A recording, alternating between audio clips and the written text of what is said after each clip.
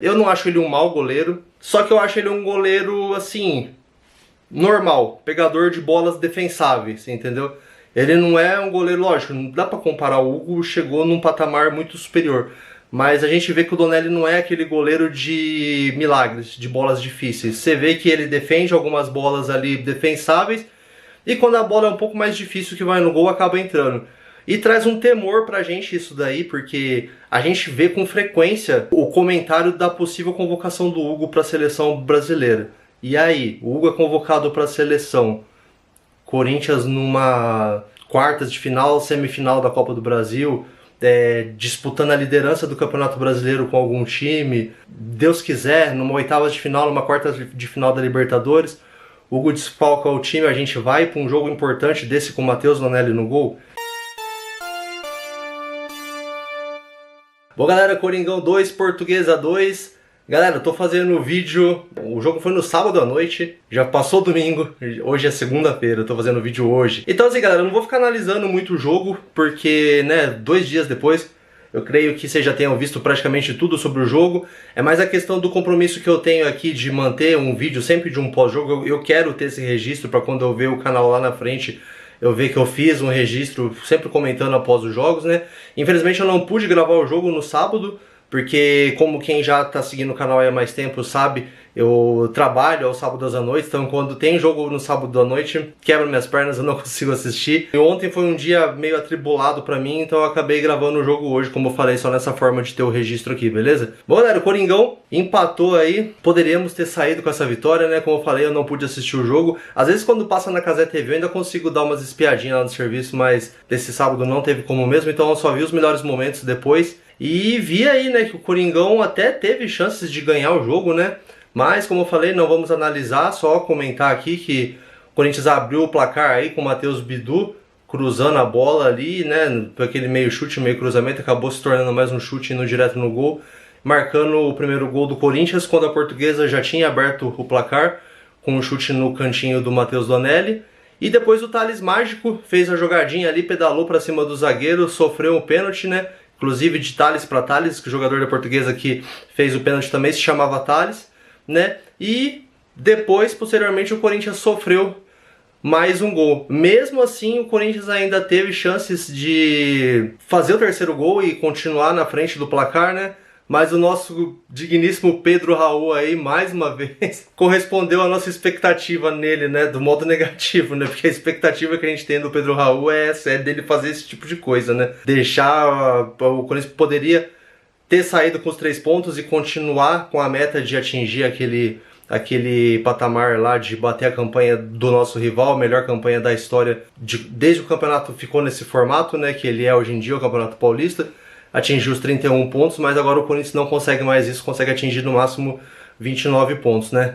Bom, galera, como eu falei, já que do jogo assim, né, basicamente eu não vou ficar falando muito, vocês já devem ter visto vários. Eu queria comentar algumas coisas assim sobre o jogo, né, que foram importantes pra mim. O protesto da torcida com relação ao valor dos ingressos, né? A gente sabe que é de praxe vários times fazerem isso, só que acho que a diretoria do Corinthians deveria se posicionar de uma forma mais veemente quanto a isso, porque, cara, os outros times sempre se aproveitam do fato do Corinthians ter torcida em tudo quanto é lugar, sabe que os ingressos que forem destinados à torcida do Corinthians vão vender todos, né, seja onde for que o Corinthians jogue, e os caras metem ingresso, esse contra a Portuguesa aí tava R$160 o ingresso. Teve protesto da Gaviões, teve protesto durante o jogo com faixa esticada, né? Os jogadores comentaram após o jogo. E assim, galera, digamos que se comente assim, ah, mas o regulamento permite fazer isso, então que a diretoria do Corinthians pare de ser boazinha com os outros times e faça também.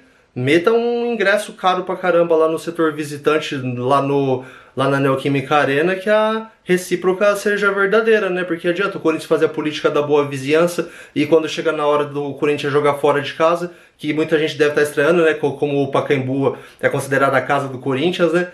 E o Corinthians voltou a jogar lá depois de 6 anos quase, né?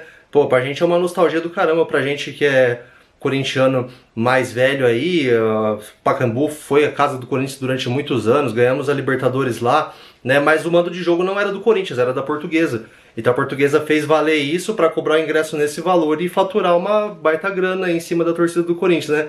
Então a gente espera aí que a diretoria do Corinthians tome uma postura mais firme com relação a isso, né? Outro lance legal que aconteceu durante o jogo que eu achei foi a questão do pênalti, na hora de bater o pênalti, né? Que a gente viu ali o Thales Magno, o Romero ofertando a bola pro Thales Magno para ele bater o pênalti, né? E muita gente já vinha questionando o fato, porque o Romero já tinha perdido 2 pênaltis já, né?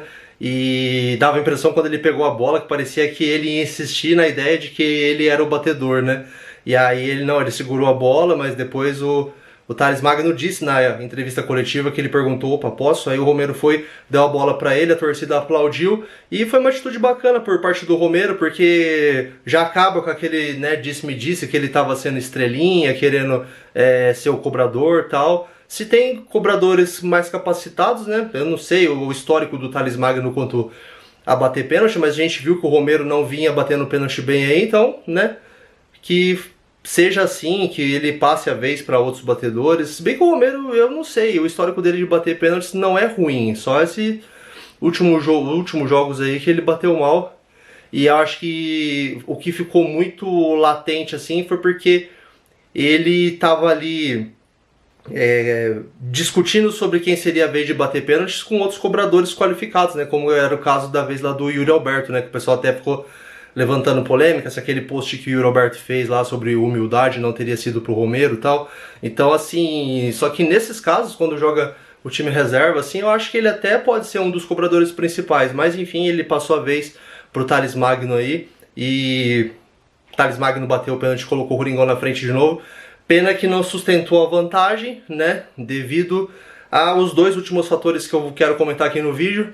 Eu vi, se eu não me engano, foi o Chico Garcia falando sobre isso e eu concordei, galera, infelizmente. O Matheus Donelli, eu não acho ele um mau goleiro, só que eu acho ele um goleiro, assim, normal, pegador de bolas defensáveis, entendeu? Ele não é um goleiro, lógico, não dá pra comparar, o Hugo chegou num patamar muito superior, mas a gente vê que o Donelli não é aquele goleiro de milagres, de bolas difíceis. Você vê que ele defende algumas bolas ali defensáveis, e quando a bola é um pouco mais difícil que vai no gol, acaba entrando. E traz um temor pra gente isso daí, porque a gente vê com frequência o comentário da possível convocação do Hugo para a seleção brasileira. E aí, o Hugo é convocado para a seleção.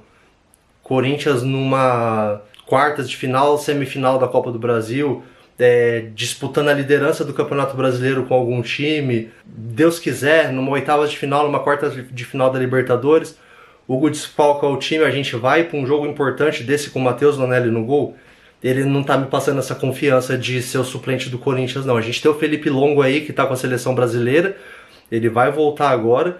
O Donelli também tem histórico de seleções brasileiras de base, então não é garantia que o cara ser da seleção de base, como é o caso do Felipe Longo, ele vá ser bom.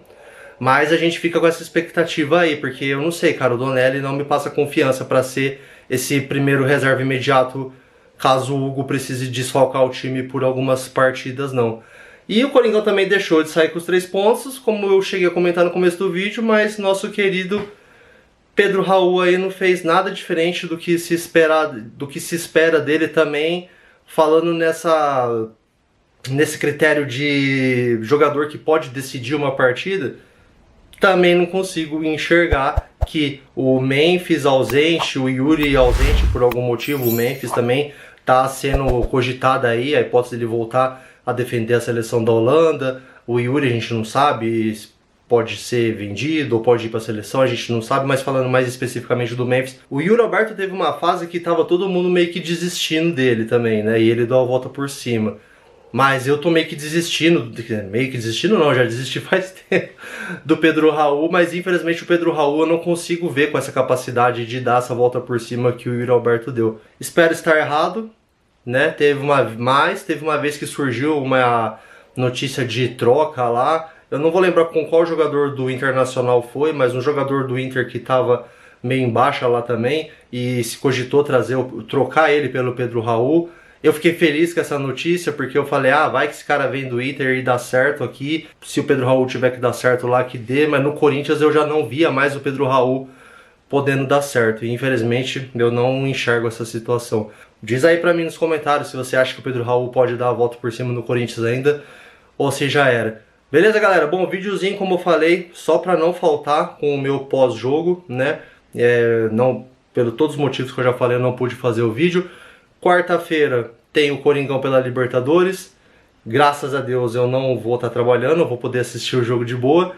E no máximo na quinta-feira eu trago outro vídeo de pós-jogo aí, lembrando que, eu sempre comento, esses vídeos de pós-jogos são para manter o canal abastecido, não é o conteúdo principal do canal. Eu sei que tem gente que gosta, assiste, mas a audiência não é tão boa quanto a de outros vídeos. Mas o foco do canal não é esse tipo de vídeo de pós-jogos. Eu estou editando outros vídeos sobre jogadores do Corinthians, história do Corinthians, só que esse outro tipo de vídeo demanda muito mais tempo para ser feito. O canal ia ficar muito tempo parado sem vídeo. Então eu trago esse vídeo aqui, que é uma coisa mais rápida, não tem muita edição, é só eu falando com a câmera, faço uns cortes, edito alguma coisinha e já posto. E vou editando aqueles vídeos para ir soltando aos poucos, então se inscreve aí para não perder quando eu postar esses outros vídeos, beleza? Valeu, galera, forte abraço pra vocês. Eu sei que tem gente que gosta desse tipo de vídeo aqui, então eu vou continuar postando, que eu sei que tem um pouquinho de gente aí que assiste. E sempre tem umas curtidinhas aí no vídeo. Deve ser da minha mãe, da minha irmã, mas da minha namorada, mas alguém gosta. Beleza? Valeu, galera, forte abraço, vai Corinthians e até quarta-feira. Tamo junto, até mais.